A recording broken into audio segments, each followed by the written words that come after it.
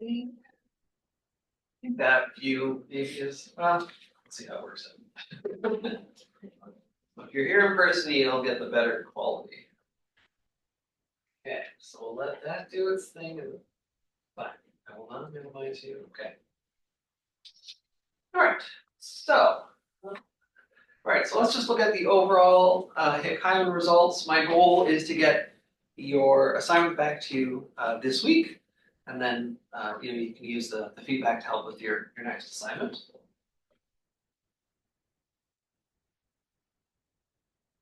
So this is, remember we looked at mean reaction time and the standard deviation reaction time. So what we have here, these are the grand means. So you each had means, right? So there's 9 of you who, you do a bunch of trials, average them all together, you get a mean. So imagine there's like 9 dots. Maybe I probably should have done that in this plot. And then we can average those means to get this mean, which we call a grand mean. So it's a mean of means. And then we can do that for our 4 conditions. So that would be simple reaction time.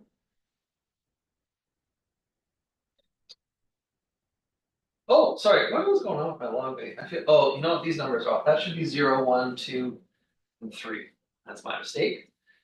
Wonder how that happened. So this should be simple reaction time. This should be 2 choice. This should be 4 choice. This should be 8 choice. But what we see when we then, instead of fitting any individual data, which in research we we do, but then we also look at the overall grand mean, and we get a really strong fit. Now up here, this shows the range in the data. Wow, I'm actually surprised that was 1.0. I just did this. I don't know why I don't remember. But everyone had a very strong linear relationship, so that's also expressed in the grand mean data. Standard deviation, there is a linear relationship, but it's not as strong. So we have our grand means and our 4 conditions. Something's wrong with my x-axis here. And you can see the R squared is 0.83. So 83% of the data are explained by a straight line. Or in other words, 17% of the data are not explained. So you can see it's not perfect, right? But that's still a strong linear relationship, not as strong as what we expect for the means.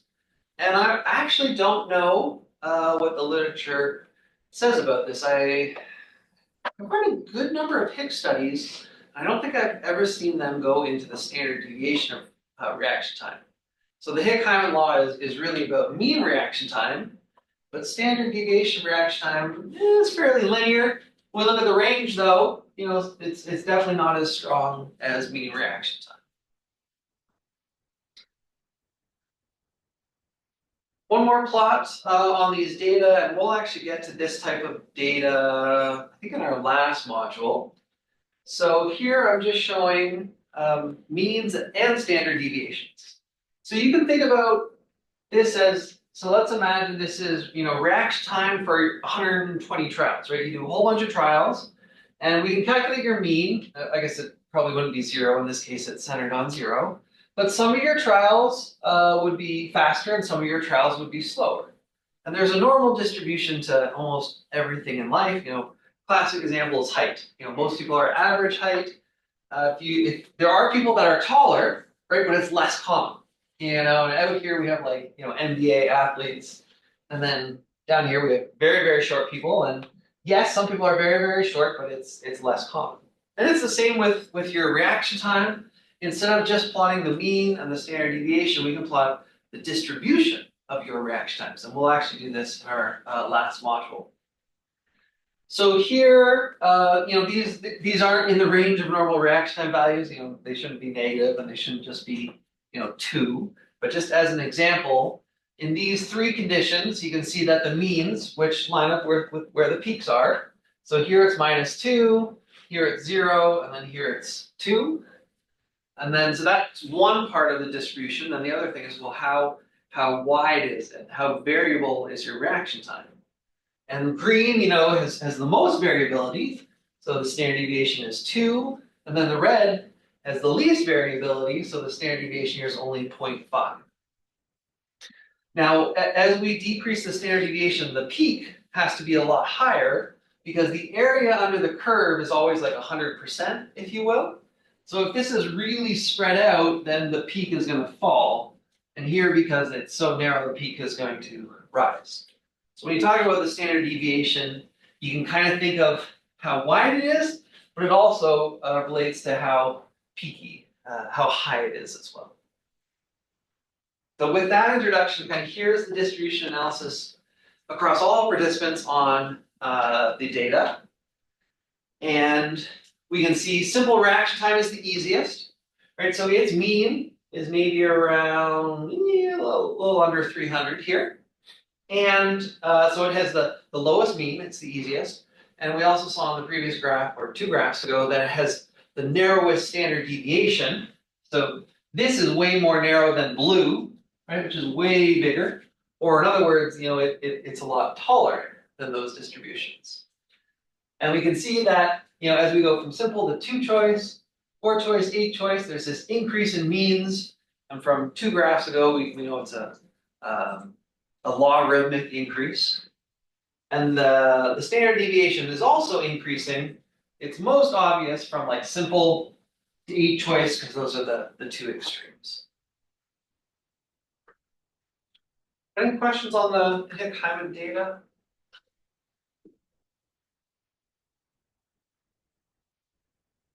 Slight caveat to these distributions is unlike normal distributions that are symmetrical. So the peak is right in the middle, and like this distance is the same as this distance. With reaction time, and we'll save this for our last module, but they tend to have these longer tails. So they're skewed to the right. And it's not super easy to tell here, but if we go right down the middle from the peak, see how it's about this big on this side? That's typical. This is smaller, and then there's this long tail to the right. And to describe that, we need a third parameter, and we'll save that for our fifth module. But I'll keep showing these to y'all. The end of the data summarize the way you presented your paper across all participants, and we'll start to look at these distributions so we can get more comfortable with them. All right, so assignment 3. Just to understand where we're getting with this today's class is you'll be writing introduction and result sections. So results section you'll experience with. I'll get you feedback soon. So if your last result section wasn't perfect, then your next one can definitely be better. And I think result sections are fairly straightforward. It's like, well, gotta do these graphs, gotta describe the graphs. It's there's not too much flexibility there. Introduction is harder because there's more flexibility. And, well, as an example, when I read your result sections, besides differences in data, I kind of expect them to be fairly similar. Your introduction sections will probably be more varied in how you decide to approach them, and that's okay. Part of it is artistic style. So that's good in that there's flexibility, but then it's kind of bad because you got to find your own voice within the kind of construct that we'll talk about, kind of what to expect in an introduction section. Individual or group, as all of our assignments will be, and we have 3 weeks because this it's 2 sections. Intro I think is harder, so we have a little more time. And calendar's next. That's helpful because so here we are today. And so we'll have office hours over the next 2 classes if you need any help. Or if you just want to come here to work on your own or with your partner. And then, so it's going to be due on the Friday, as per usual. And then we actually have spring vacation the next week. So, we're off.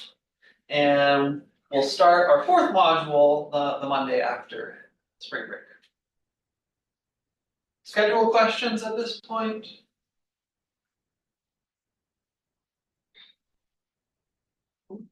Not estimated. There we go. Okay. So let's talk about stimulus response compatibility. So a very simple definition of stimulus response compatibility. I can't remember if this is the exact one in the textbook or not, but it's the degree of naturalness between a stimulus and a response. And from the readings, you've already seen some examples of this. We'll talk about a few more today and more details on some of the text as well. So why is this important? And there's kind of two broad reasons this is important. The fun is more applied. The first is more applied, maybe more fun. The second is more about cognitive psychology, which is more our interest, I guess, at least for your paper. So let's talk about the first, and that's in designing products and interfaces. So we're always interacting with our world, whether it's even just sitting in the chair, like how comfortable and ergonomic is that? That is kind of somewhat related to this idea of compatibility. I guess you can think of compatibility of your body with that chair. But we're also interacting with devices like laptops, cell phones. We'll talk about keyboards and keypads. You could think of driving a car. Well, now this is very important safety because all of a sudden we're going faster. So we want this to be designed to fit with human expectations about how things should be laid out. And that's studied by the field of human factors and ergonomics, sometimes called human factors, sometimes called ergonomics, probably mostly synonymous. So human factors is the design and engineering of human machine systems for the purpose of enhancing human performance.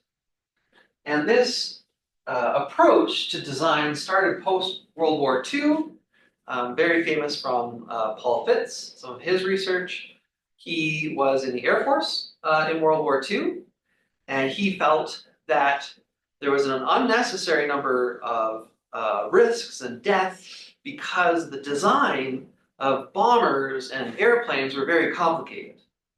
So the engineers would design it, and they would design it in a way that was cost-effective. So it's like, okay, well, we're going to put this here and this there and that there, just because that's the easiest way to engineer it. Now humans would have to come in and have to learn how to use this very complicated design. And that's not great. It takes time. So yes, maybe they save money on the engineering, but then there's the human cost. So how easy is it to use this bomber?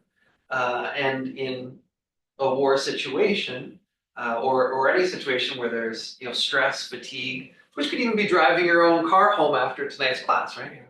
A little bit fatigued, or hopefully not stressed. Maybe you're worried about an assignment. Your performance decreases, and something that's less compatible or incompatible can lead to errors. So we'll talk about a few examples from the human factors perspective, and then we'll circle back to cognitive psychology, which is more the emphasis of this course. And the question here is, how does compatibility, how does it give us insight into this stage of response selection? So stimulus-response compatibility provides theoretical insight into the cognitive processing during response selection. So it's this middle stage of information processing. We say, okay, we know what's going on in the world, now we want to make a response. So we go from stimulus to response. And the translation or the mapping between those two can be very straightforward. We call that compatible. Or maybe it's opposites. So let's say you come into the room, you want to turn a light on, and if you're in North America and other parts of the world, you expect up to be on and down to be off. So up with on would be compatible.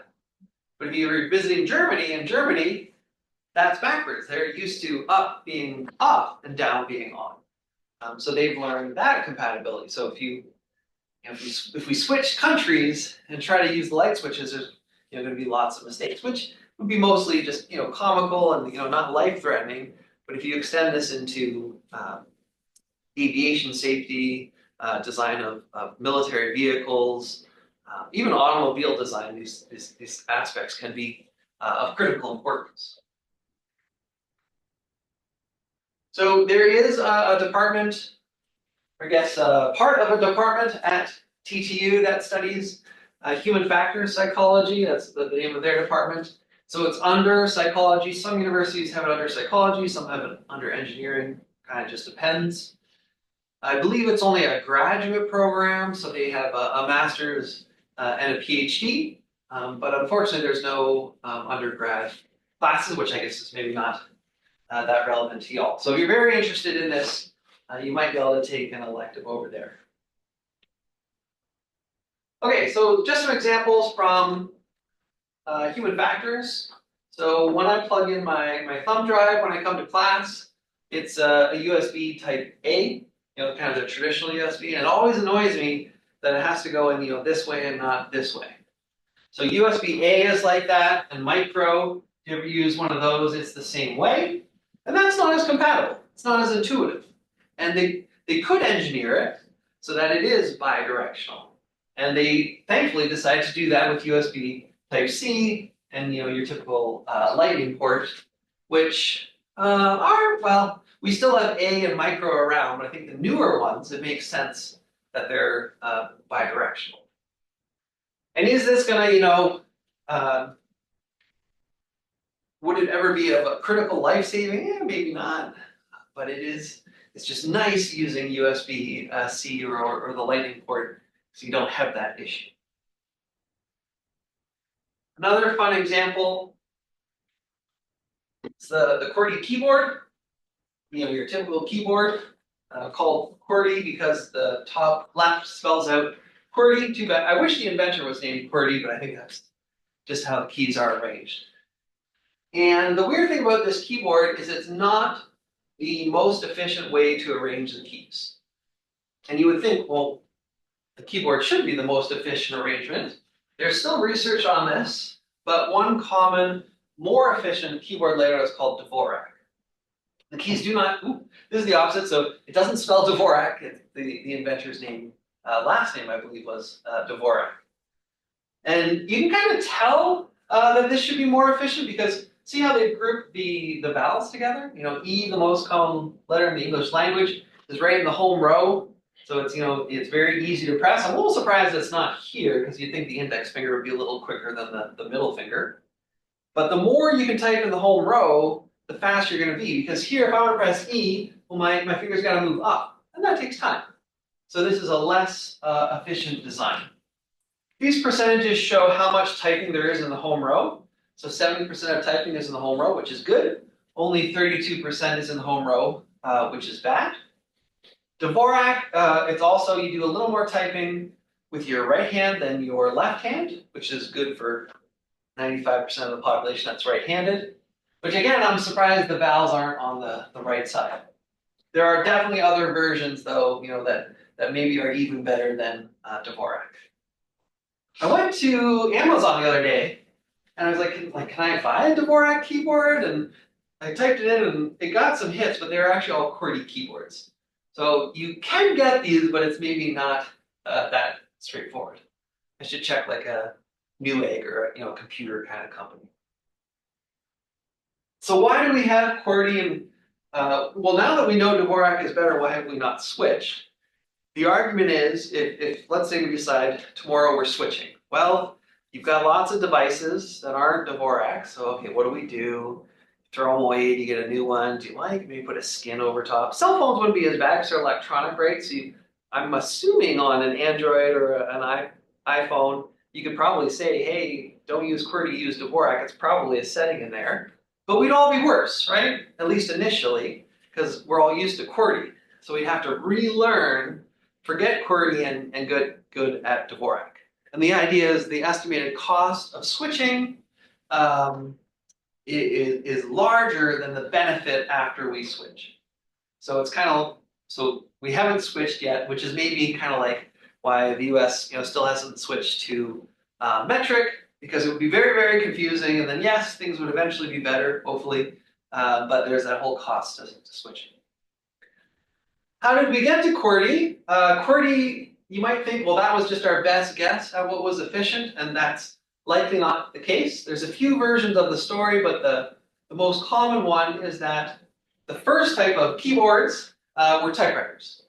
And there were, electronic typewriters, but before that, there were mechanical typewriters. And those worked kind of like a piano. You press a key in a piano and a hammer, boom, hits a string. With a mechanical typewriter, you press a key and an arm comes up with the imprint of the key and it hits a ribbon and it leaves that on the sheet. And at first, at some point, QWERTY became the standard. Not at first, I'm not sure how they were initially laid out, maybe just like alphabetical order or something kind of simple.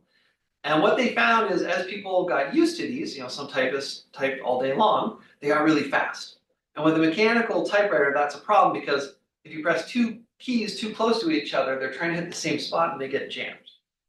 So there was this problem with typewriters jamming because people were too good at them.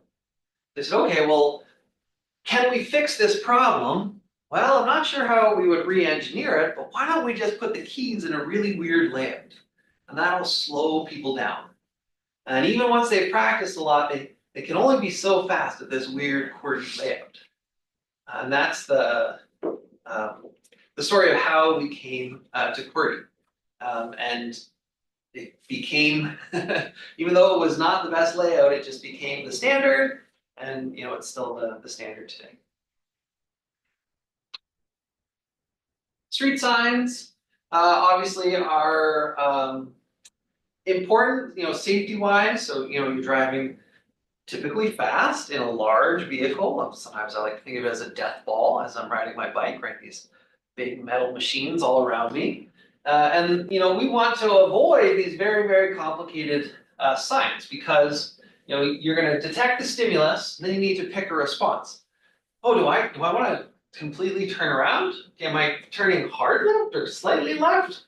Okay, well, if it's slightly left, it could be any of these lanes. Straight, oh, could be these, oh, straight or right. It's a lot of options. I used to show this when I taught in Canada. That was a stock photo. I can't remember where I got it from. And I was like, oh, there aren't street signs like that out there. And then I moved to Lubbock. And all around the loop, this sort of street sign is quite common. And I'm used to them now, but it's a challenging stimulus response compatibility. And you're driving, I'm trying to think of what the speed limit would be here, 40 or 50 on the side road beside the loop. And these turnaround lanes, I had never seen these before. Sometimes they're called Texas turnarounds. I believe there might be some out of the state, but they're way more common in Texas. So when I first moved here, I said, okay, I want to go left. And I'm like, what is this? And now I know there are these complete turnaround lanes, and they're quite convenient. But it's until you're used to this, this is kind of an incompatible stimulus response mapping. All right, one more example, and I'll give you a choice. Would you like to, and I think there's a video for each of these. Do you want to learn more about poorly designed doors? Maybe it looks like a push, it's actually a pull. These are called Norman doors after Norman, kind of an early individual in the world of human factors engineering who wrote about the poor design of everyday things. The 2000 presidential election, and it's fun, especially in my undergrad class. Let's see, 2000. Let's see, if you're born in 2000, you'd be 25. So you may or may not have been alive in the 2000 election. And the way I like to pitch this one is that it was more controversial than the Trump elections. So this election between Al Gore and George Bush was actually decided by the Supreme Court. I think it took like a month or two after election day. So this was maybe, well, the most historic modern election, I'm not sure about, all time, in the US at least. Or do we want, and the part of the controversy here was an issue of the compatibility of voting machines. In Florida, they had poor compatibility. We could look at that. And then third, we have roundabouts, which we have a few in Lubbock. I don't think that if there's been a new one in a couple of years, but they have been popping up in Lubbock and likely elsewhere in North America. So shall we vote? So who would like to learn more about Norman doors? It's like, no, hate doors. Okay. No one wants doors. Who wants to learn about 2000 presidential election? We got 2. And roundabouts? 3? Okay, thank you for breaking the tie. All right, let's talk about roundabouts. If you want to learn about the other 2, there's some links to videos, you can watch those. Okay. The roundabouts. So there are, when I think of roundabouts in Lubbock, I know there are a few, but I often think of 2. One just down the street from us, I think that way at Animal Sciences. So if you're going, let's see, are we on the map here? Yeah, so here we are. There's the arena. And if you're going out this way and then you go by, oh, sorry, that's not the arena, that's the rec center. Here's the arena. This is Animal Sciences. There's the statue of like the two bulls or cows or whatever they are over here. That's a roundabout. And that actually went in a couple years ago, maybe post-COVID. So when I started, it wasn't a roundabout and now it is. This one's maybe more controversial. Does anyone live over by the Overton Hotel and go through this roundabout sometimes? And I say this one's usually okay. This one is kind of nuts. If you're leaving when everyone else is leaving, rush hour, it's a bit chaotic. All right, let's watch this video about roundabouts. I'm trying to remember this guy's name. I forget his name. He's a news reporter, and most of his videos, and my apologies to him, usually like poo-poos things. He's like, oh, I hate this, I hate this. And this video is kind of fun because you would think he would hate roundabouts, and he's actually kind of pro roundabout. We'll come back. He doesn't mention a few of the negatives to roundabouts, so I will add those in after the video.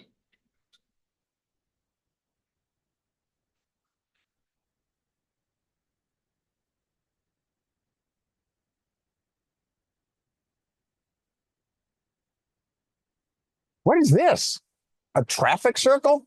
Why? This confuses people. Confused Homer Simpson when he got stuck in one in Europe. I see an opening. That's it. I'm acting the way America acts best. Unilaterally.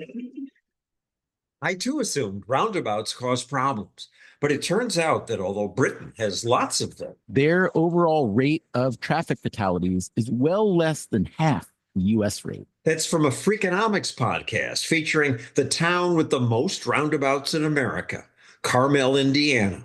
Its mayor is Jim Brainerd. You got 133 of them in your little town? It's crazy. We've converted almost all of our traffic lights to roundabouts because we save lives. Roundabouts do save lives. This study found roundabouts had slightly more crashes, but many fewer deaths and injuries. It's because of the angle of the cars. Instead of a T-bone, you get a side swipe. Also because cars slow down. You see somebody do something, you're about to have an accident, you have more time to brake. Slowing people down, though, makes it seem like it'll take longer for cars to get through intersections. It really doesn't. The statistics are that a roundabout moves 50% more traffic than a traffic light. Let's try. The show Mythbusters did their own test and confirmed that compared to stop signs, the roundabout is a more efficient way to move cars through an intersection. Not only that. How many times have we been frustrated sitting at an intersection where you're the only car there and you've got the red light and you're just sitting there twiddling your thumbs waiting for that light to change? And not only that.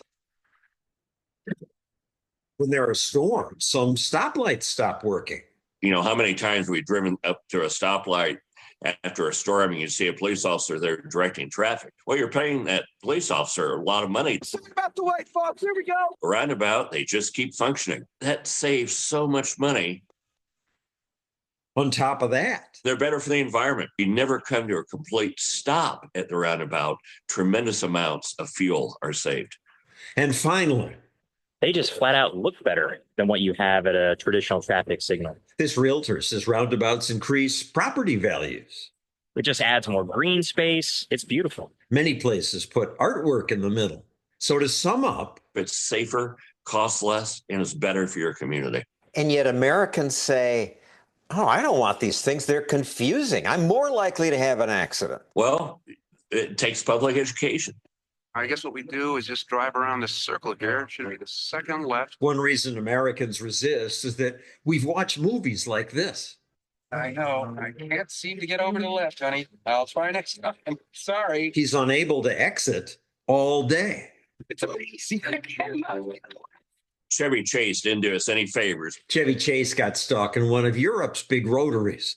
When they're this big, 10 lanes? Those are dangerous. That's not what we're building. They're actually more dangerous than traffic lights. Modern roundabouts are small. The smaller they are, the safer they become. They're very different. Europe's now learned that lesson. They're building lots of small roundabouts. America is way behind on this. America is catching up. on roundabouts. When I started, we probably had under a couple hundred in the United States. Today, we're pushing 5,000 or 6,000. Intersections that are safer, cheaper, and look better. American politicians just don't want to do this. Well, most American politicians don't want to take a risk that might get them unelected. That's why little Carmel, Indiana has about 2% of all the roundabouts in America. A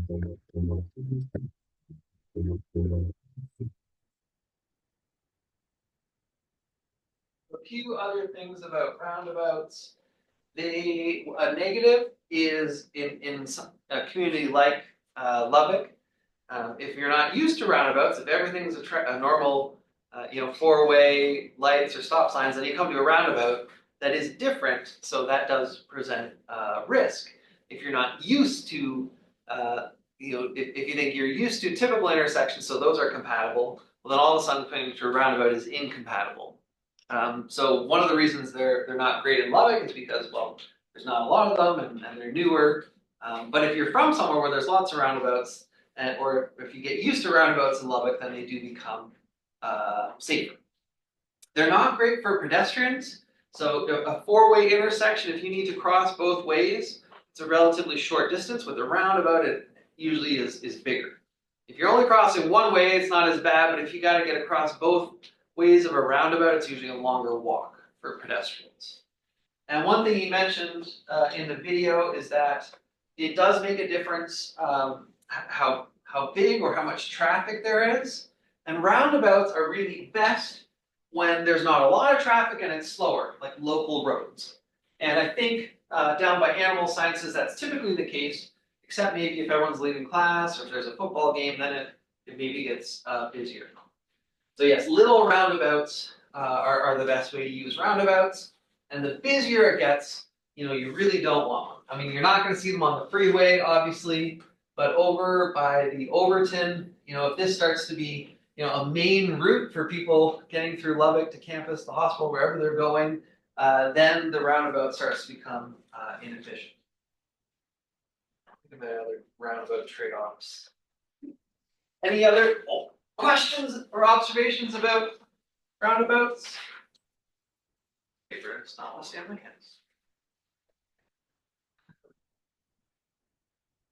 All right, so that was just kind of a brief background about human factors and ergonomics, obviously very applied and real world. Lots of fascinating examples, from critical safety to just everyday interactions with, say, a door that looks like it's a push and it's actually a pull. We're going to flip now to kind of look at compatibility from the main perspective in the textbook, and that's to understand how response selection works.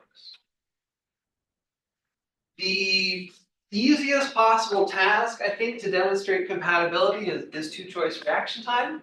And the nice thing is that this builds on our previous module where we did do two-choice reaction time. And the new word we're going to introduce for this is an ipsilateral mapping. And ipsilateral, so ipsi means same, lateral means side.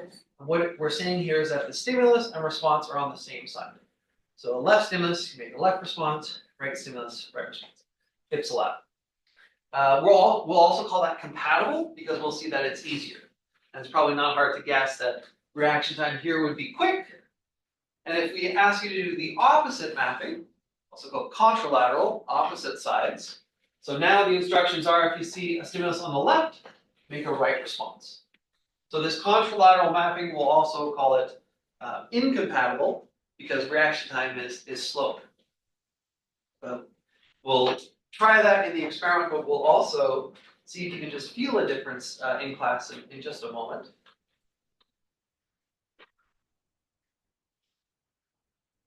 Now, a critical thing about this is, okay, let's just assume for now that reaction time is longer here than here. So what is it about reaction time that takes longer? Is it stimulus identification, is it response selection, or is it response programming? And part of the fundamental assumptions of compatibility is that the part of reaction time that takes longer is response selection. I'm trying to depict that with this diagram here. So these are both two choice. We ask you to do ipsilateral, we see a short reaction time. We ask you to do contralateral, we see a longer reaction time. And the reason for that is because response selection takes longer, even though it seems really simple. Oh, left stimulus, right response. It's not that hard, but it's not as immediately intuitive as left stimulus, left response. So it takes a little longer for response selection. Does stimulus identification differ? Probably not. Your brain sees a left stimulus, a right stimulus, great. It doesn't care, one or the other. When you're looking straight forward, you're probably equally fast at that. Does it take longer to program a left response versus a right response? Maybe there's a tiny benefit for your dominant hand, but we're talking maybe a few milliseconds.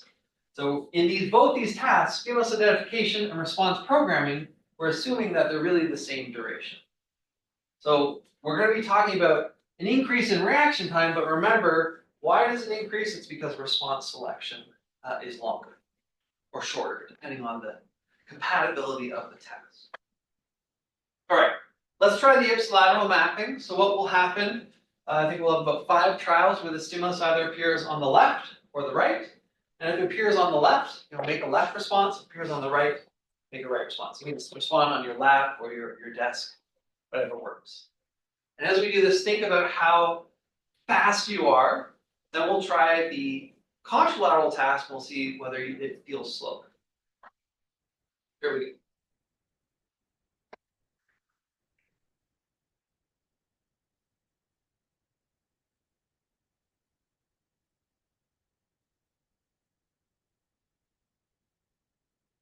Now let's do contralateral. So with the left stimulus, right response. Here we go.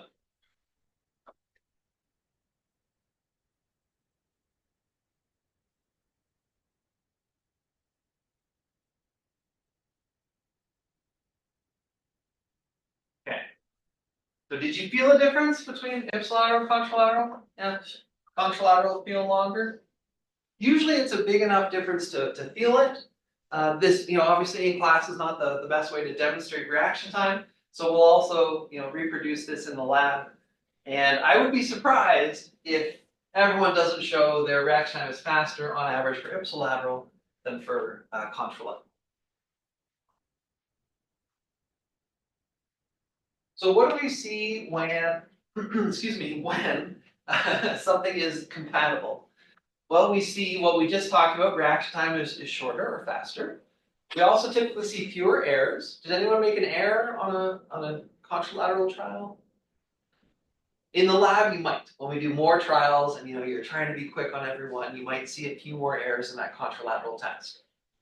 Learning is typically quicker when it's designed in a way you expect. There's less to learn. And user satisfaction, probably for a combination of these reasons, is higher. So we're going to focus on this, but all 4 of these are at play. And you can think about why these are important for safety. Imagine your pilot needing to respond in an emergency situation. Well, hopefully they respond quickly and accurately. Maybe these last 2 also come into play when a manufacturer is trying to sell a device. So if you think about an Apple product, one reason they're more expensive is because they put more money into the product design, the human factors side of it. They want to make it so that when you pick it up, it's just easy to use, you know how to use it, it's more compatible than, say, a PC. And that can be more attractive. That might make you decide you want to buy this widget over that widget. And it's also something typically seen in like luxury devices. So like if you in my inexpensive car, the arrangement of the display is maybe not the best. And you buy a really expensive luxury car, and they've maybe even done some research studies about, hey, where do people want this dial to be, and how should it be? How should it work? Is it this is up and this is down? And that takes time and money, and that's why it's more common to see human factors applied to more expensive products.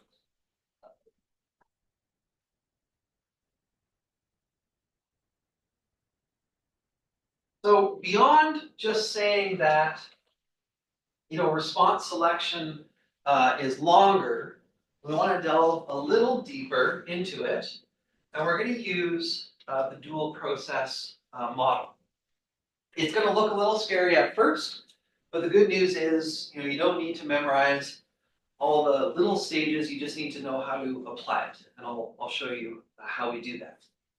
But before we get to the dual process model, just to reassure you, it's going to be a variant of our typical information processing, which we've seen a couple times now. So we know that there's these 3 to 5 stages. So this is trying to show just 3, but you can think of this as 2 stages and this as 2 stages. So, we discriminate and identify stimulus. We know what's happening in the world. We select a response. We can then program that response and initiate it. This is a sequential series of stages. We go from one to the next. In the dual process model, we're still going to see these stages, but there's a period of processing where we get parallel processing. There's going to be 2 routes that process information simultaneously. And those 2 routes, or the dual routes, is what leads to the name of this dual process model. So here's our first look at the dual process model. It looks a little scary, but we'll get to a more applied example in a second. Here is stimulus detection, and then we split into parallel processing. And there's going to be this automatic processing, and we get some intentional processing, and this is like the 2 routes to the dual route model.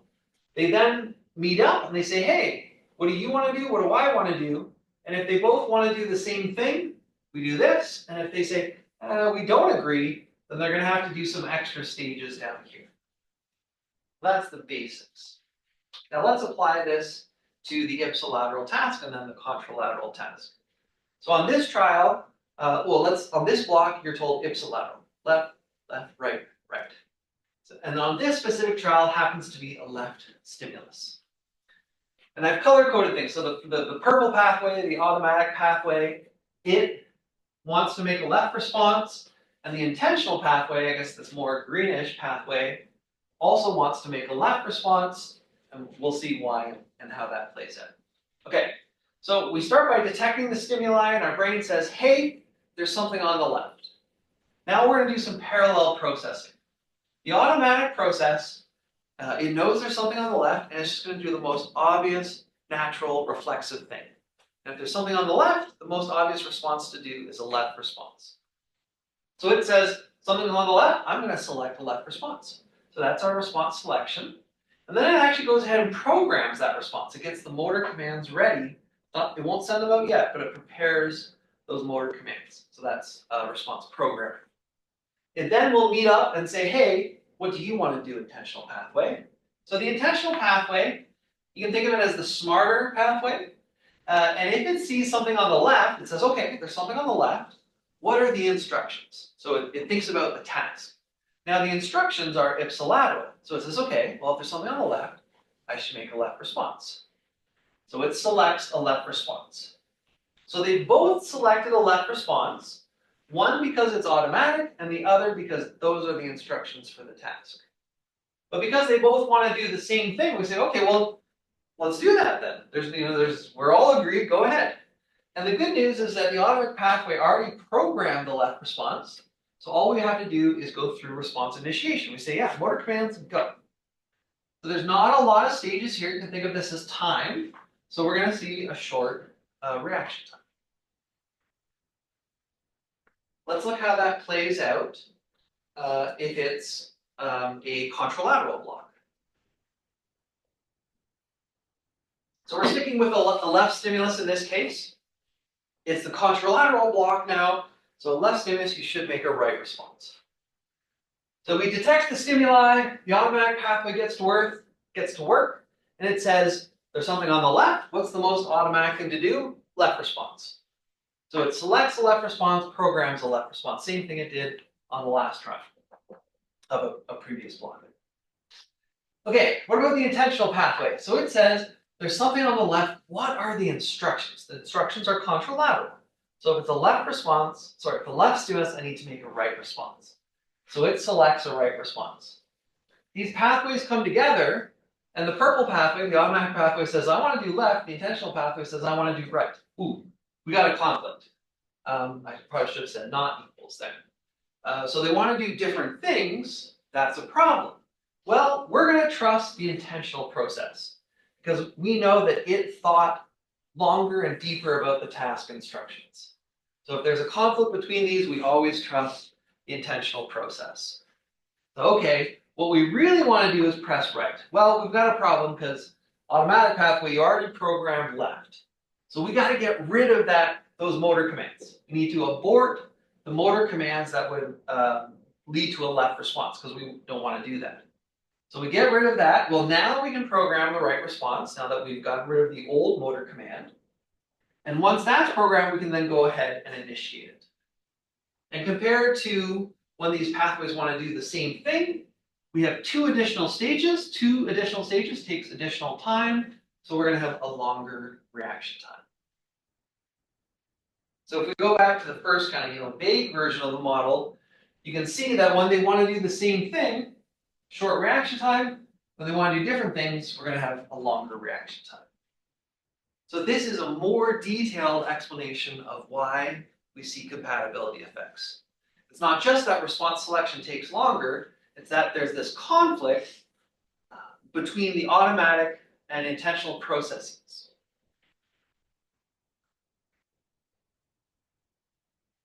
Now, you don't necessarily need to, in your papers, explain every step of this dual process, but you need to be able to say, what does the automatic process want to do? What does the intentional process want to do? And what is the result, a short or a long reaction time? So for example, if we kind of just step back to thinking about these two tasks.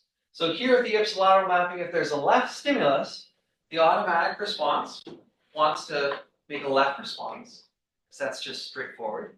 The intentional pathway also says, hey, I want to make a left response. Those are the instructions. Therefore, we have a short reaction time. And over here for contralateral, well, again, left stimulus, the automatic process says, I want to make a left response. The intentional process says, whoa, the instructions are contralateral. I want to make a right response. That conflict has to be resolved, and that will lead to a long reaction time. So this is kind of the level that I'd like to see it discussed within your papers. Apply it to this task.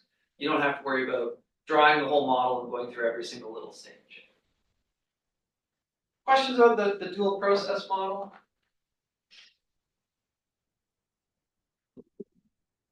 Now, one reason the dual process model is, sure, popular is the right word for science, is because it works for a wide variety of tasks, not even necessarily traditional, compatibility tasks. And here are a few examples. So the Simon effect, this is, one version of it. In the textbook, the first one was sounds, but that's a variant of the Simon effect. Another one is with colors. I think even with sounds, you could explain it with the dual process model. The Stroop task, which is maybe not traditionally thought of as a compatibility task, but the effect here can be explained by the dual process model. Have y'all seen Stroop before? You've probably seen it, but maybe not heard it called the Stroop effect. Let me just talk about it briefly.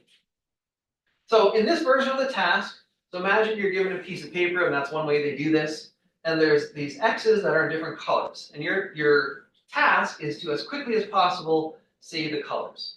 So here you need to say blue, red, yellow, green, red, yellow, right? And they time how long that takes, and they'll also count if you make any mistakes, but you probably won't make any mistakes here. Now, they give you the congruent task, and this is also easy. And now, instead of just X's, these are actual letters, and they spell out different words. So here, they still tell you to say the name of the ink that the word is drawn in. So here, you would say red, blue, yellow, green. But it's still easy because the color is the same as the word. The hard version is over here. So here, for this, you need to say green and not blue. So you don't want to say the name of the word, you want to say the color of the text. So how does this apply to the dual process model? Well, when your brain sees this, the automatic pathway wants to say the name of the word.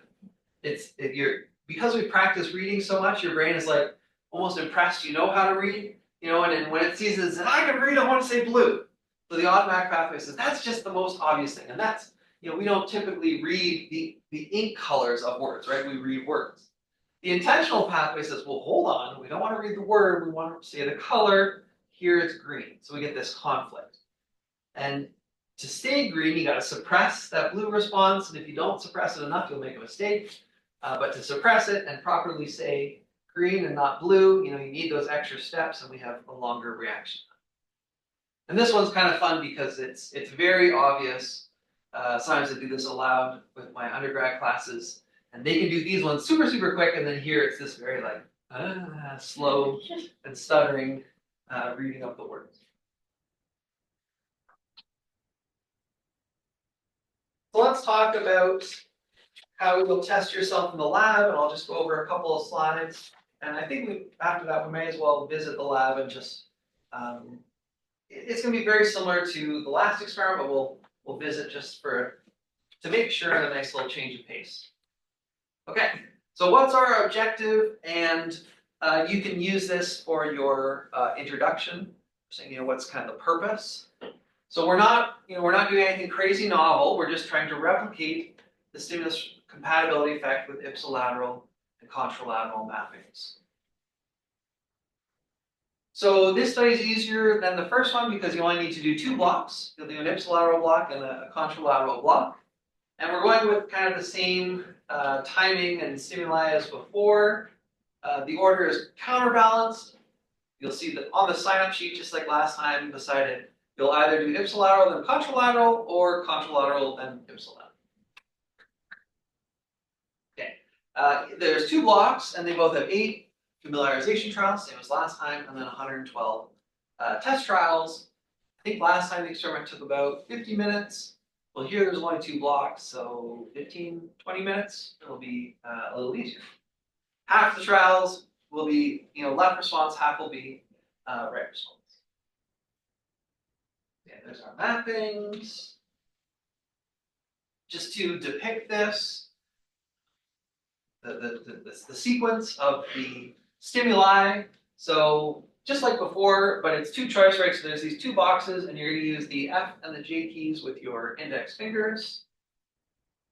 The fixation will turn on, and that stays on for 1.5 to 2.5 seconds, just like last time. That's our variable for period.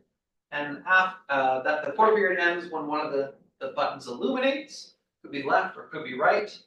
I haven't gone with green or red here. I think it might just always be black. We'll have to check in the lab. I forget now. But yeah, just one color for this experiment. And then when the light illuminates, if this were the ipsilateral block, then the correct response would be right, or the J key.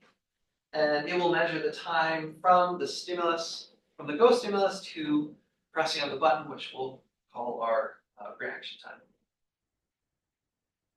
And one thing last time, I think, I gave some examples from that Blinch paper, which was a little bit different from our experiment. And I saw a couple people say that when the go stimulus appeared, it would only stay on for a second or something like that. That was in the Blinch study. In these studies, it actually stays on indefinitely.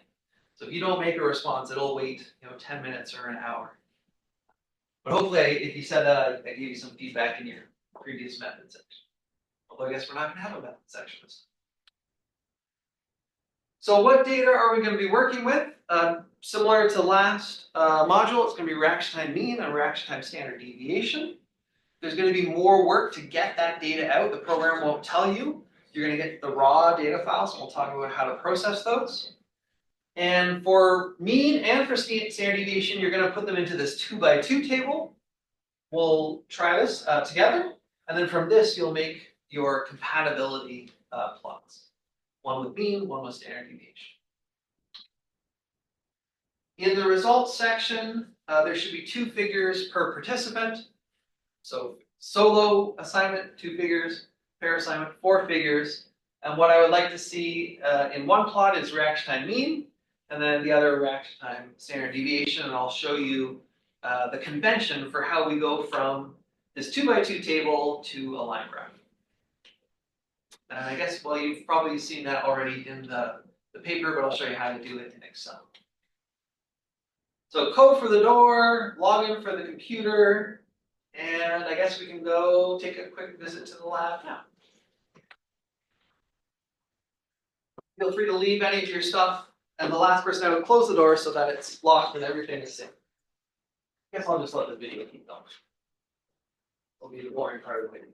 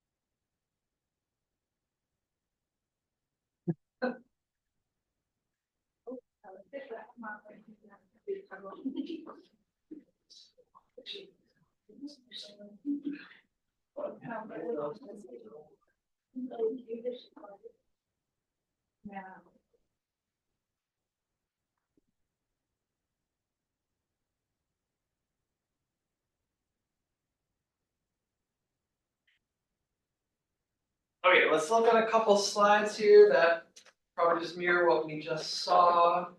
So yeah, you can go to that folder on the desktop to get to the code. That's the directory there. You know that you want to run the stimulus response compatibility.m program, and then when you do, you need to change the participant name and the block num. So just kind of highlighting the code there. And afterwards, this if Site Toolbox dies, this is the error message you'll get. That purple window may or may not even pop up, and it'll quickly disappear. And you'll see this in the code screen, and that's okay. Just try it again. If everything works out, you should be able to go to the data folder after your 2 blocks. And so this must just mean when I was playing around last year, and for whatever reason, there's only participant 10 and 13. That probably wouldn't be the case. There should be 1 and then 2 and then so on. But if you were participant 13, you would want these 2 Excel files.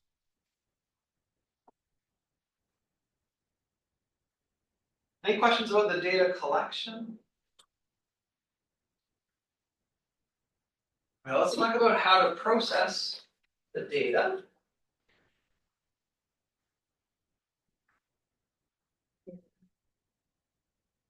Okay, I'm actually going to jump ahead because I want to show you what we want to get to. What we want to create are 2 plots.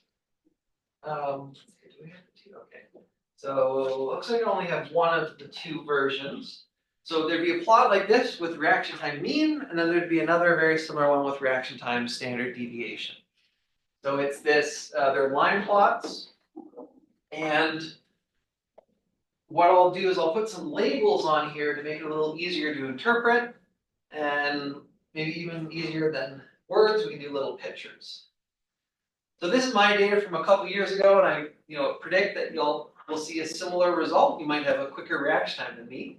But typically what we see is that the ipsilateral conditions, so left stimulus, left response, that's what I'm trying to draw with the hand there, and the right stimulus, right response should have short reaction times, and then we expect longer reaction times for the 2 contralateral blocks. So that's the predicted results. And then we would plot this, and for the standard deviation, I kind of also predict we'd see that same pattern. So that's what we want to get to. I'll show you how we get there.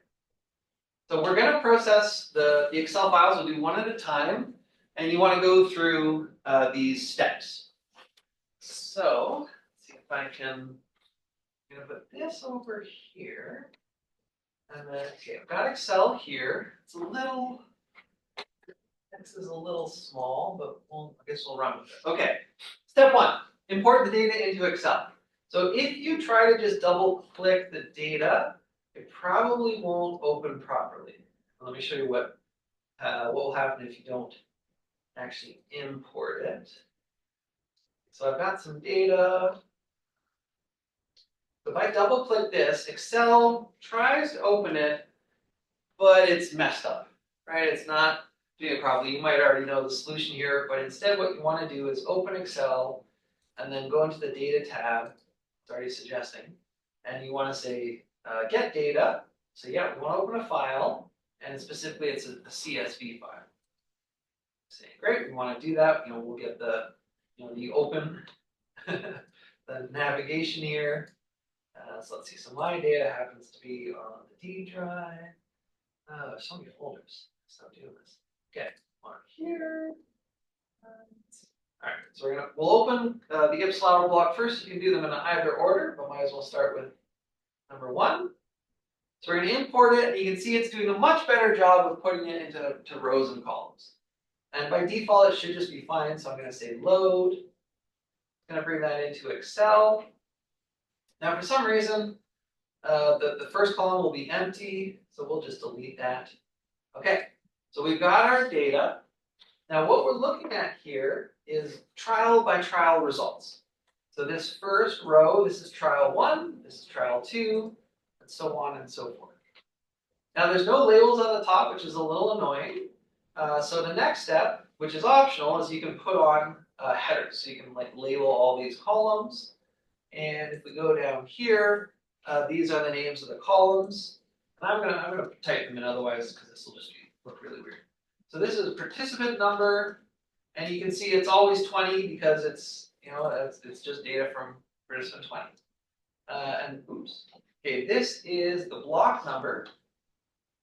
And for this whole block, it's always going to be 1 because this was the ipsilateral block. So you can see when we scroll down to the last trial, it's always going to be 20 and 1. So not that exciting. It gets better. We now have the trial number. And that's just going to be, oh boy. It's just going to be largely 1 to 20. So you can see it's sorry, 1 to 120.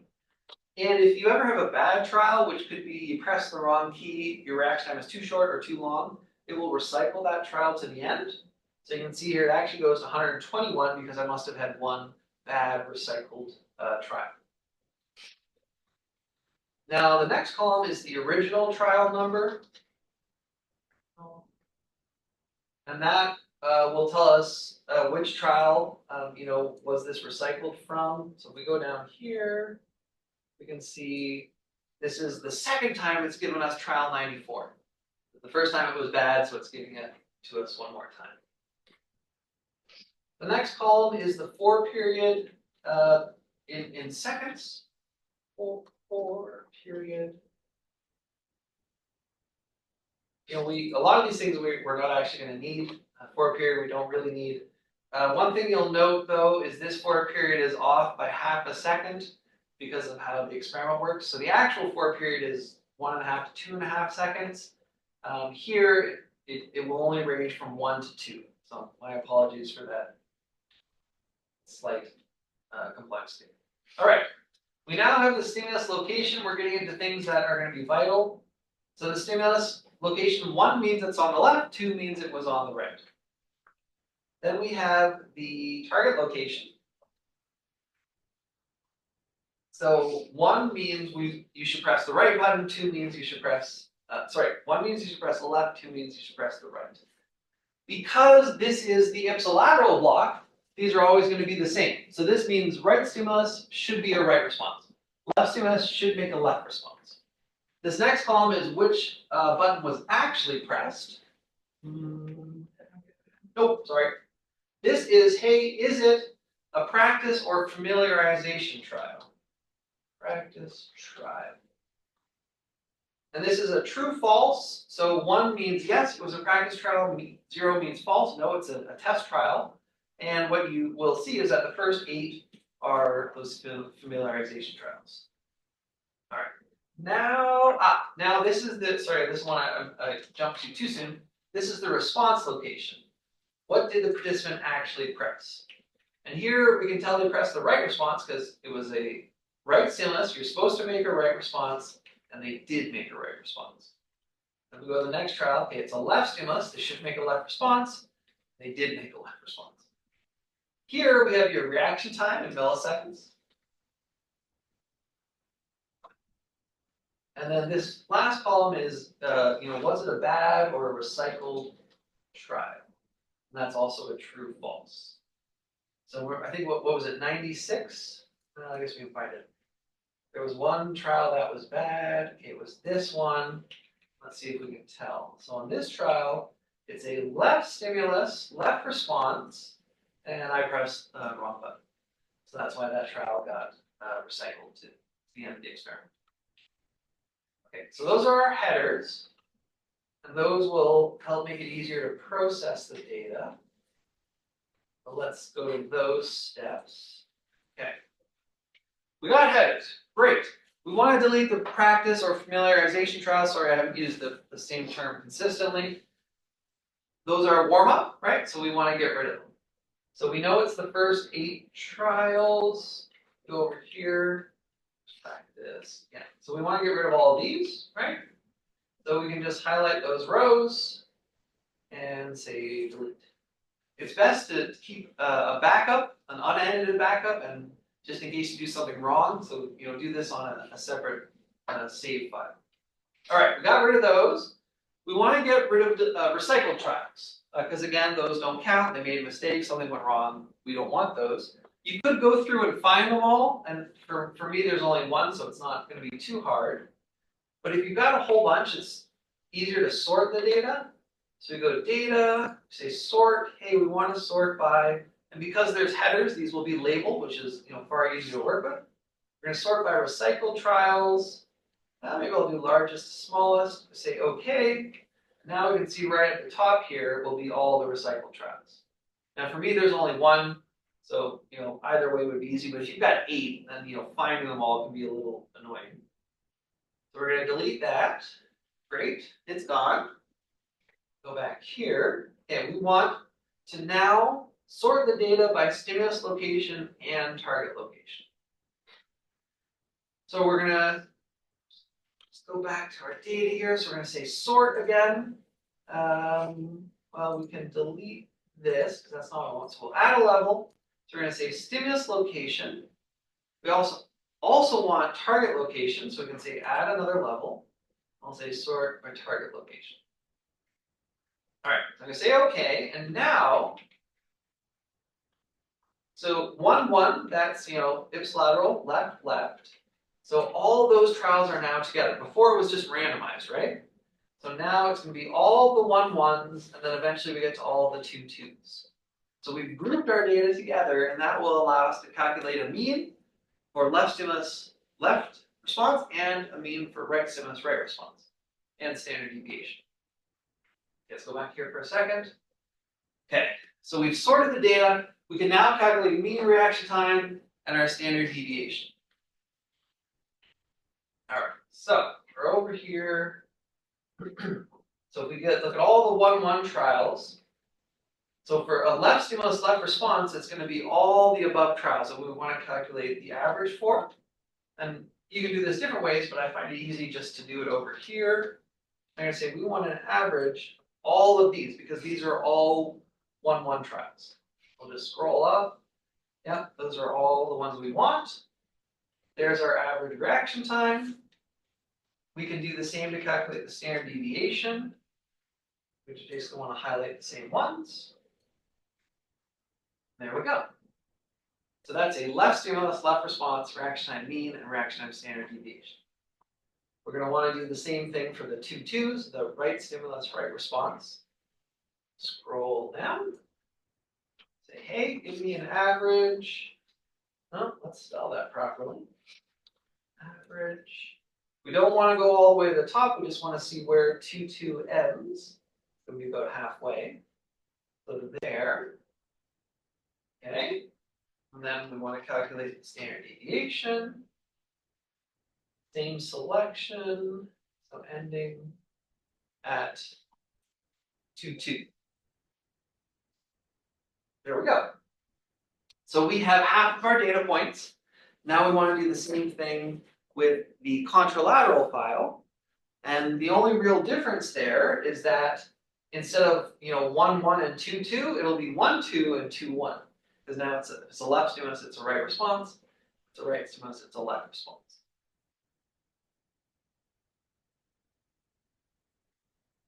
Do you want me to repeat that with? Actually, you know what? I think I need to repeat that with the other file because I haven't saved these data points. Okay, so let me do that again with the contralateral data. So get data, CSV file, open this. Yep. And we can do this a little more efficiently because we already have the labels here. So, don't type them in again. With one, you can just copy and paste. Paste them in. I'll say, hey, use the same width so it looks nice and pretty. Okay, we got to get rid of the first 8 practice trials. So those got to go. Where's the practice? Ah, there it is. Okay. Delete. Now, are there any recycled trials? Let's find out. So sort by recycled trial. Recycled trials will be 1, so we'll do largest to smallest. Oh yeah, okay, so here, and as you kind of would expect, it's a harder block, so you might make more mistakes. So I'm going to delete these 3 because they're all recycled trials. Zoom a little bit down here. Okay, so we're going to delete those. Okay, now we want to do a new sort by stimulus location and target location. The same, otherwise it would be a little odd. So now you can see we've got our 1, 2 trials all together. And then we've got our 2, 1 trials after that. So we want to average this and up.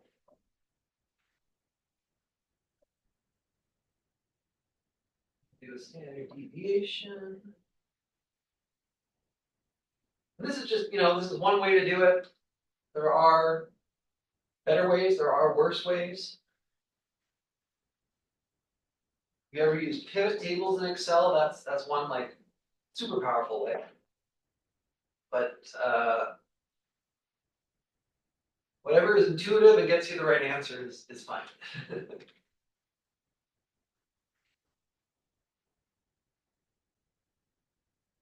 If the assignment were to do this for 100 participants, that's when you want to find the most efficient way.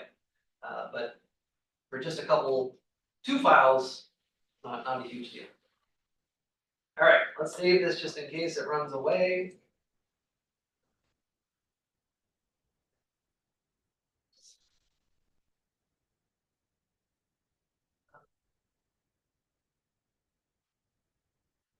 Okay, so let's go back to here. So we've done our steps. Oh, there's label names. Okay, that's just an example of the sorting box. Now we want to make a 2 by 2 table. And we're going to have 2 of these, one for fraction time mean and one for standard deviation. Maybe we'll just do mean today as an example. So this is the sort of layout we want. I can use this sheet. So this is going to be reaction time mean. And let's see, we want left stimulus. So this is just the conventional 2 by 2 table that we use to display these results. You could probably get it to work another way, but if you lay it out like this, it'll be dead easy in Excel.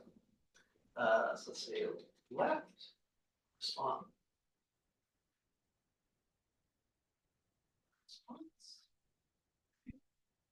Right response. All right. So what we want to do now, let's zoom in on this. Sorry, everyone. Okay. So we want to poke in our 4 values. So these are going to be reaction time means. We've got 4 values. We want to poke them in here. The only thing kind of weird about this table is these are the compatible trials. So left stimulus, left response, right? That's compatible. Right stimulus, right response. So these are compatible and these are incompatible. Or these are ipsilateral, these are contralateral. So if we go back to our data, so this is ipsilateral. And here we have a left stimulus, left response.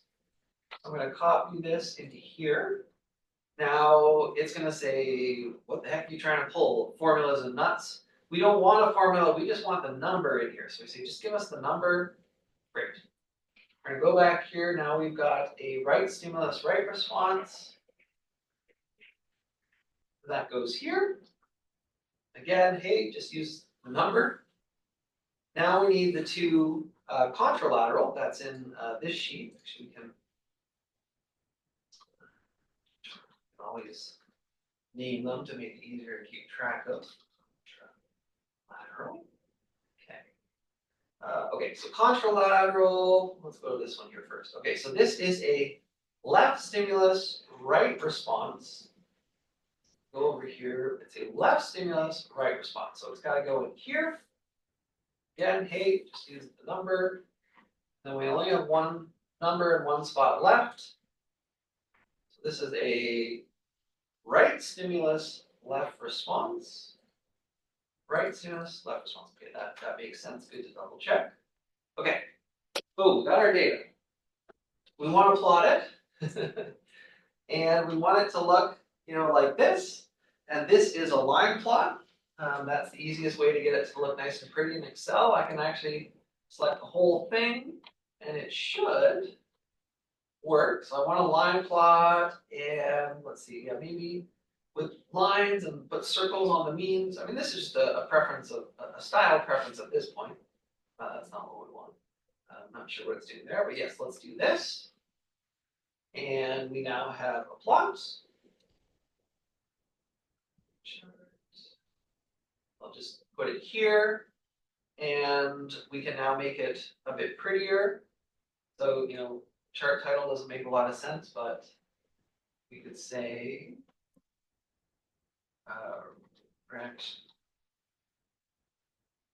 9 mean. So we know it's mean and not standard deviation. Now these fonts are kind of small, so let's just make everything nice and that might be okay. We got way too many numbers on here. So there's no reason to start at 0, so we might as well maybe start at 300. Let's start at 300. I guess we can even go to 320 if it's going to look like that. Okay, 410 is probably fine. I don't like this many numbers on the y-axis, so maybe if I tell it to go up by 20s instead, that's looking pretty good. I don't like more than 6 numbers on here. It starts to get a bit cluttered. That's not bad. These are maybe a little small, so we could go in and make these lines bigger. See that the line looks good now, but now the points are too small. -5 as well. That visible? Yeah, that looks pretty good. Do the same thing for the blue. Feel free to use your favorite colors. Let's make this line bigger.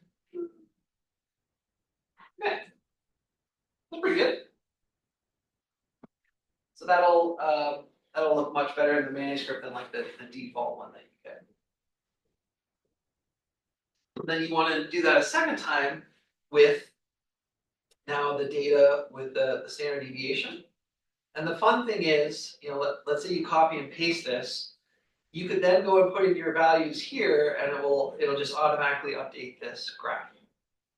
You gotta be a little careful because you'll lose this graph unless you've taken the picture of it already. But if I just go in and let's pretend my standard deviations are, oh, you know what, this might not be worth the effort because the problem is our axes aren't lining up with the new data. So we have to go say auto, reset. Yeah, might just be easier to make the plot again. Ooh, it looks like one thing I forgot to do was put on the label here. Should definitely have a label on our y-axis. And then oops, okay. Going downhill now. Action time. Let's pretend it's still the mean. I guess with that label, the title might be a bit necessary. Anyways, something like that. Here's an example in the slides. These data are slightly different because this was me 2 years ago, but same sort of pattern. The legend, for whatever reason, I put it up here instead of down here, but that's just personal preference. And then if it helps, you can put little labels on. You don't have to, but when you're interpreting the data, if it helps to put on what are these conditions, and you can put on these little pictures or words. That's optional. When you're looking at the data, what we're expecting is that ipsilateral should be faster than contralateral. And the technical term for that is called a compatibility effect. And all that means is that the data makes sense. So, these two ipsilateral should be faster than these contralateral. Here, there's, a bit of a hand effect where it looks like the left hand is always slower than the right hand. But that should be pretty small compared to compatible versus incompatible.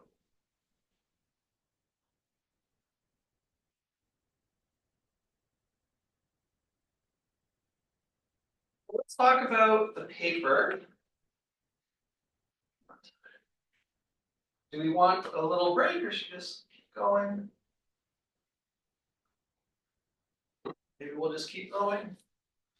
We have just, I don't know, 10 or so slides left, but we do have some new content about how to write an intro. So for your paper, what I'd like to see is a title page, an introduction, the results with your 2 figures per participant, and then because in the introduction you'll be citing research, we'll need references section. So these 2 are kind of the new bits, so we'll talk more about those. Title page, done it before, don't do it again. You can copy and paste your old one, just change your title. Hopefully that's not too hard. Okay, introduction. This is where we'll spend the most time because it's new. The APA gives some advice on how to write an introduction, and that I copied and pasted it here. This mostly fits for us, but this is also maybe kind of like a bigger sort of paper. So I do like that they say, hey, you're reviewing the relevant scholarship, provide a succinct review, so not a full literature review, of relevant scholarship. So that's pretty good. It also says hypothesis, aims, and objectives, which are mostly synonymous. What is your hypothesis and what is your aim and objectives? And when I talk about this, I'm going to say, hey, what's the goal of your experiment? So this is probably more detailed than we need. And in a scientific paper, you're probably doing something new and you have to kind of justify that. We're not going to worry about that. We're just trying to replicate the Hick-Hyman law. So I'm going to replace, their kind of guidance, which is fine, with maybe something more specific to us. So for your introduction, what I foresee is an opening paragraph with a specific format, a closing paragraph with a specific format, and then kind of this main body, which this would probably be, a few paragraphs. So in your first paragraph, we're going to have this triangular structure where you go from very broad to very specific. And the very broad would be, what is stimulus response compatibility? And you kind of got to start there. And then very quickly rein it into what is the broad goal of our experiment.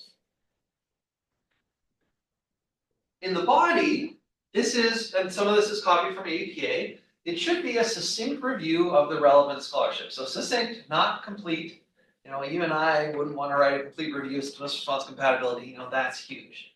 But the idea is that it should go from broad, what is stimulus response compatibility? Which stage of information processing is affected? And it should gradually get more narrow in a way that logically leads to your experiment. So, we're doing an experiment on ipsilateral and contralateral. And I think probably somewhere in here, you're going to have to go from compatibility. You probably want to talk about the dual process model, but you don't necessarily have to talk about the Stroop effect or the Simon task. Those are within the realm of compatibility, but they may not lead, directly to your experiment. You might decide that they do. That's a great example to get me from here to here, and that's okay. But you don't, this isn't, you don't want to go off on these tangents, right? That would be a full review. We want a straight line from what is compatibility to why are we doing this experiment. And that's probably going to be the hardest part. The last paragraph, this should be somewhat easier like the first paragraph because there's specific things that need to be here and it's only one paragraph. We want to transition from the relevant research to the specific goal of the present experiment. You should have one or more hypotheses for the current experiment. So I would predict 2. 1, this is what we expect for mean. This is what we expect for standard deviation.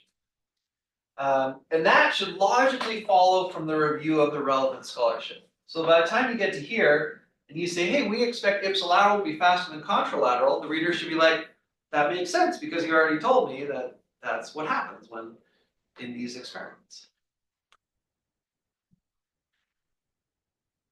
Let's look at first and last paragraph in some more detail. This is an example, I think I uploaded this from a paper of mine that's in press. I tried to find a good example, and this is Fitt's law, which involves log base 2, kind of like the Heck-Hyman law, so hopefully it's not too out there. But if you want to take a couple minutes and just read that, then we'll talk about it.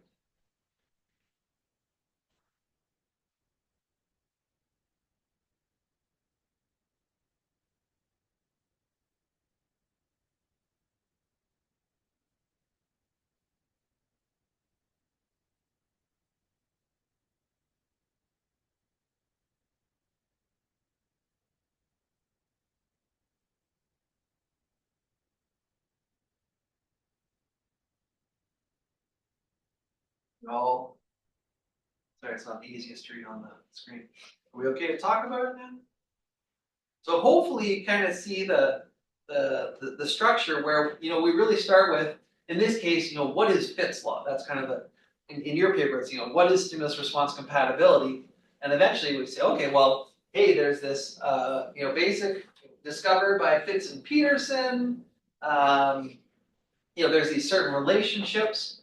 Then we got into these sensory motor mechanisms, a few references there. And hey, you know, we're going to get into motion capture trajectory. So we're, you know, there's all sorts of Fitt's law. We could go this direction or that direction, but we're narrowing it down to the focus of our experiment.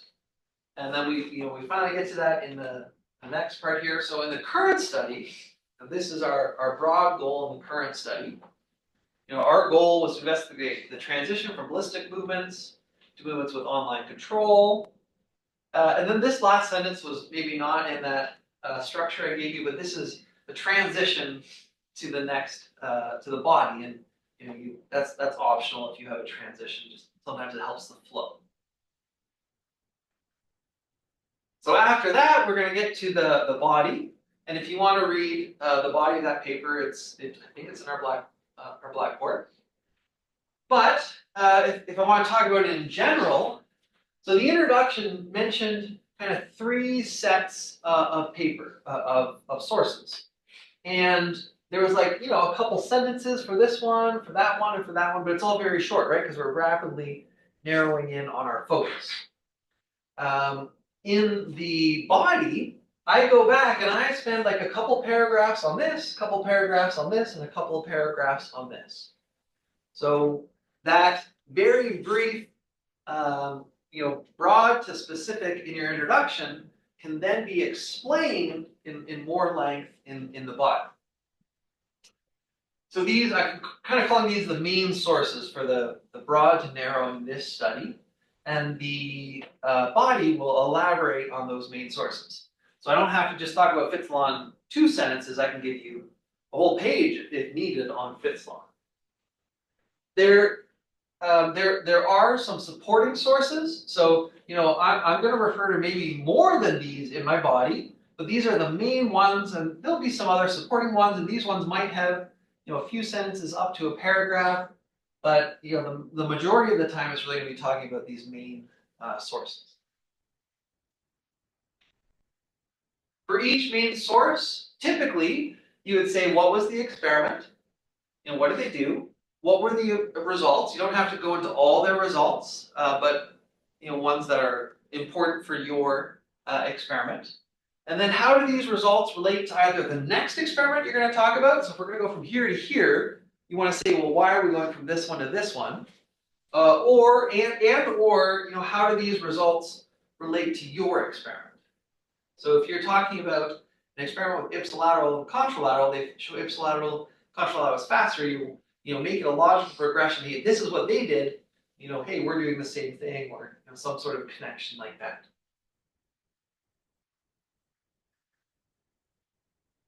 Then we get to our last paragraph, and it should logically follow from this kind of transition that you've gone through in the body. And sometimes here we have a broad goal, and then we have a very specific goal. It might not be any different in your studies because the goal is fairly straightforward, and we want to replicate stimulus response compatibility. I mean, if I want to make it more broad here, it's like we want to replicate stimulus response compatibility. Maybe more specific is, hey, we want to show that ipsilateral is faster than contralateral. So as an example, the last paragraph, this is from the same paper, if you want to take 2 minutes and give that a read.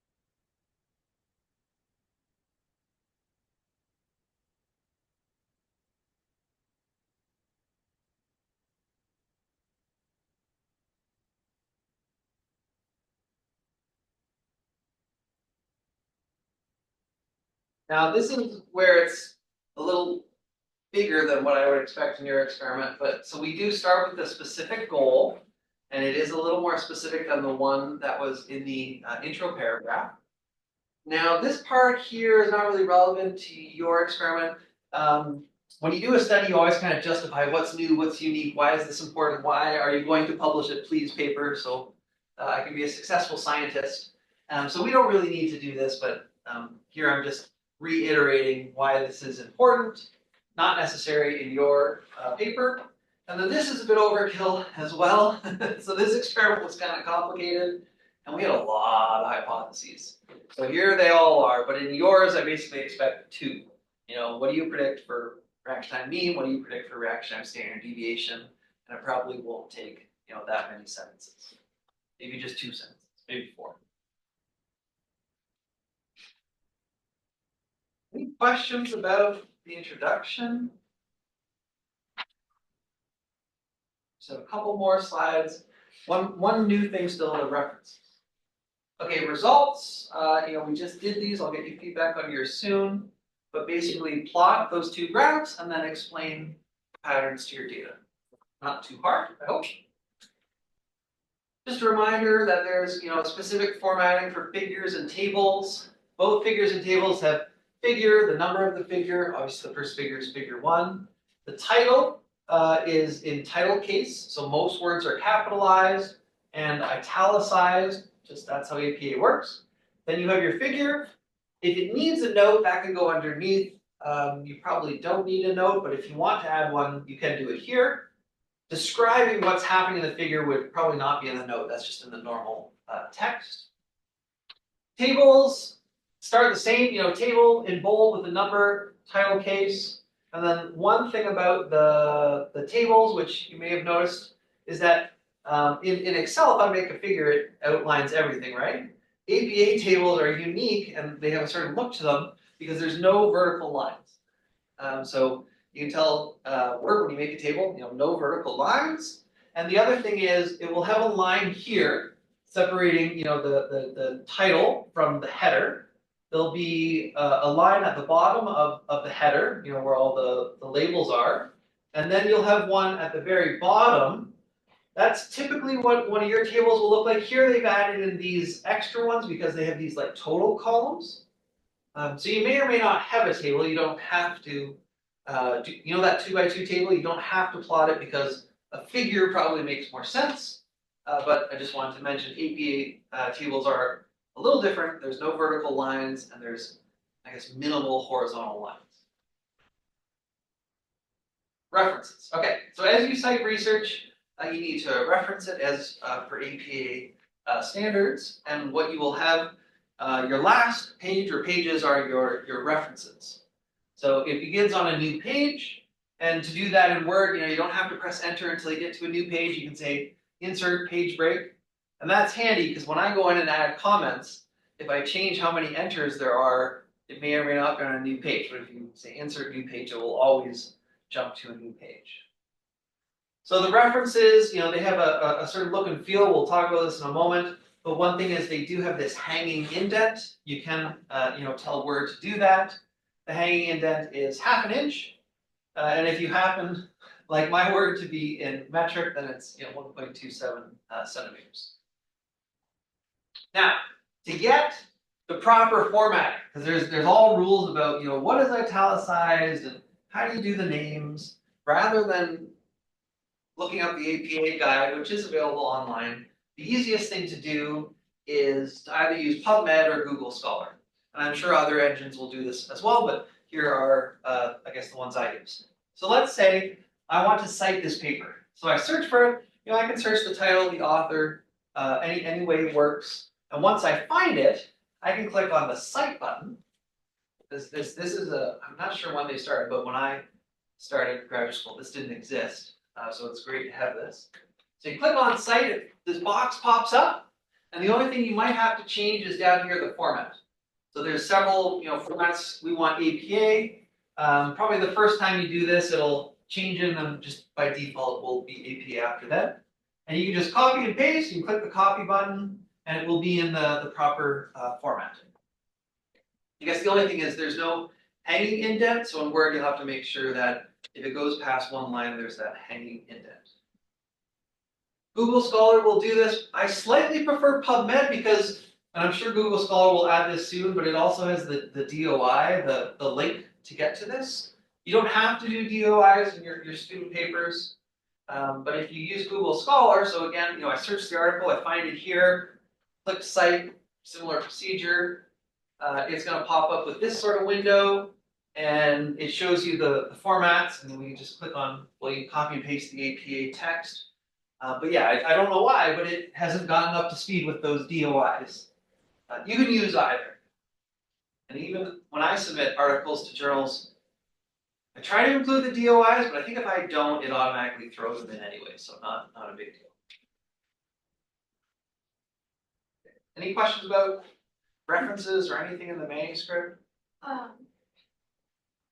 For referencing, Yes. are we allowed to use articles that we had in the textbook? Yes. So that's a great question. Sorry, I forgot to mention that. But the textbook is a great resource. There's lots of articles in there. So you're welcome, to find any of those, to use those. I guess we didn't talk about this. If, like, let's say there's an article you want to find from the textbook.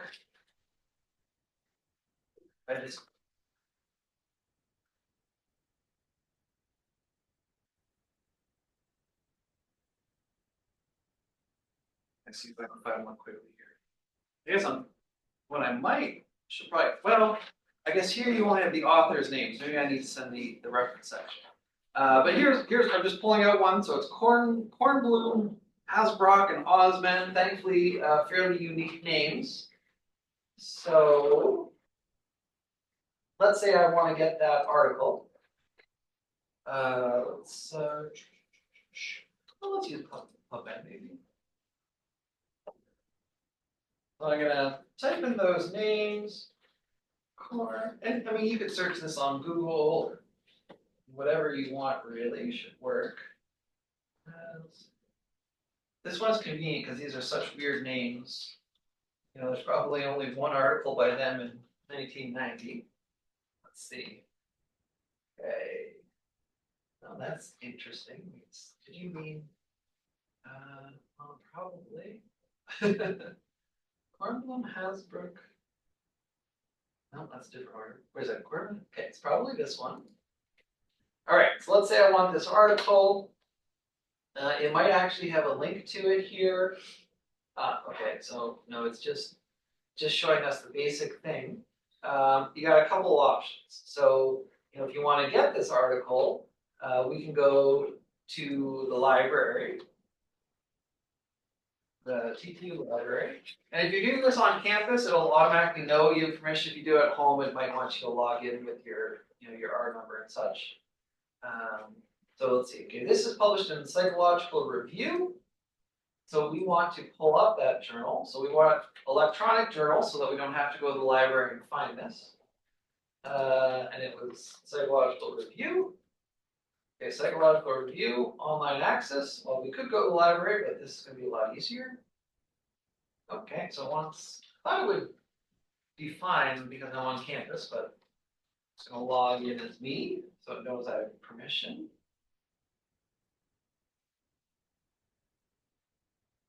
All right, some of these are easier than others, okay. So here, depending on how you get access, this page can look different. You know, this is EBSCO, and sometimes it'll go to the journal website. It's kind of a bit of a crapshoot. But we want, let's see, 1990, and it's 97.2. Okay, not here. 1990, 97.2. And, oh, well, there it is. Okay, happens to be the first one. Will it let us see it? Sometimes old ones, it may or may not have permission. It looks like we do. Okay, so there we go. Got the article. Now, does anyone use Sci-Hub before? Yeah? So Sci-Hub is technically, well, it's a bit of a gray area. So it's almost like your, I guess what's the modern day Napster? Did anyone use Napster back in the day? No, that's too old now.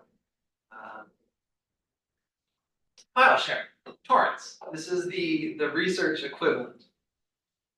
So you can come to Sci-Hub, sci-hub.se. There are probably fake versions of this, so you can always Google Sci-Hub and go to the, yeah, you can see right there, there's a .gg. I don't know, is that a legitimate mirror? Not sure. So if you go here, it'll tell you like the real website. So let's go to that. And then you could say, hey, let's see, we could search maybe the same, if we have the title, that's probably easiest. So let's search by the title, and it may or may not have it. But here they happen to. It kind of depends on the journal. Has someone uploaded it? Has it illegally gone to the website and grabbed all those articles? So it's hit and miss, but it's so convenient because you don't have to like log into the library, you know, do all these legal steps. Oh, this is on video. I should be careful what I say. But I like to use it because, like, I can legally get this article, but it's just annoying. So I'm not going to say don't use Sci-Hub. What about the number of references? That's a good question. I don't know. What do y'all think? I feel like I'm thinking a few. Yeah, something like 3 would probably be good. 10 would be a lot. You don't necessarily have to have 10. If you only have 3, then I would expect there to be a paragraph or more on each. But if you have 10, then maybe you focus mostly on 3, and then a couple of these other ones are like secondary references. So a few references should be fine. Any other question? Is this familiar, like pulling up articles? I guess you've done this with like Professor Lockbaum right now. Okay. You guys are experts, but if you run into any trouble, let me know. If there's an article can't find, let me know. I might have it. I might be able to get it. All right, we've got 3 weeks, and just let me know how you need help, and I'll get you your assignments back sometime this week.